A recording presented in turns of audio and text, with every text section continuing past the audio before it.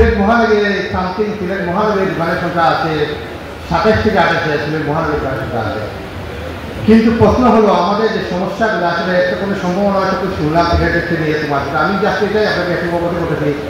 মাননীয় প্রধানমন্ত্রী একটু আপনার দৃষ্টি আকর্ষণ করতেছি।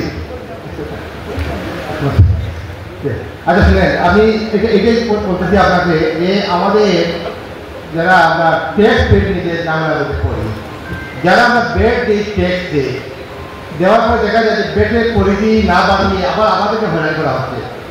এটা আসলে আমাদের জন্য অত্যন্ত দুঃখজনক ব্যাপার, লজ্জাজনক ব্যাপার। আমি অনুরোধ করবো যেহেতু আপনারা শিক্ষকের দায়িত্বে আছেন, বিজিএমআই ডিকিএমআই আছেন, আপনারা এনডিএর সাথে বসে যখন বেতন কমিশনের বসে এই ব্যাপারটা আমরা তুলে ধরেন সিলেটের ব্যাপারটা নিয়ে আমাদের সেই ব্যাপারটা নিয়ে। যদিও আমরা দোকান মালিক সমিতি, কিন্তু আমাদের আপনারা সেখানে চিন্তা করে বিশাল একটা ট্যাক্স বেড সরকার আসবে।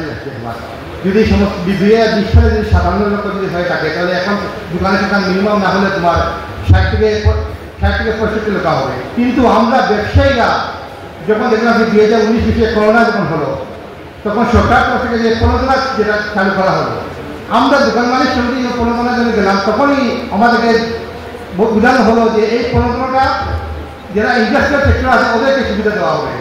তাহলে আমরা যারা দোকান মালিক সমিতি আছি, আমরা কি এই রাষ্ট্রের কোনো অংশীদার না রাখি? এটা আপনার যদি অনুরোধ থাকলো আপনি এটা গুরুত্ব সহকারে দেখবেন। এবং মাননীয় প্রধান অতিথি আপনার দৃষ্টি আকর্ষণ করতেছি এটা বলে, আসলে দেখেন আপনার এই নিশ্চয়ই শুনেছেন যে সিলেটে প্রচুর সম্ভাবনা একটা সিলেটের আমি করবো, কিন্তু সবার জন্য আমাদের ব্যবসায়ী ইউনাইটেড থাকতে হবে। যদি ব্যবসায়ী ইউনাইটেড না থাকি, তাহলে কোনো অবস্থায় কোনো কিছু আমরা এগিয়ে নিয়ে যেতে পারবো সামনে যে সম্ভাবনা যেটা আমি দেখতেছি। আপনারা জানেন যে আমরা এই যতটা প্রস্তাবনা আসলো, এগুলো কিন্তু সিলেট চেম্বার অফ কমার্সে কিন্তু এগুলো আক্রমণ করা হয়েছিল। কিন্তু বিগত দেখা গেল 5 তারিখের পরে 5ই আগস্ট, যত 2024 5ই আগস্টে পরে চেম্বার অফ কমার্সের যে রাতের রাতে যে কমিটিটা হলো, এই কমিটির মধ্যে দেখা গেল যারা নির্বাচিত হয়েছে ওরাই আবার করলেন কি তোমার ওরাই আমার সিলেকশনে আবার কমিটি করে। আমরা ব্যক্তিরা কেউ জানি না।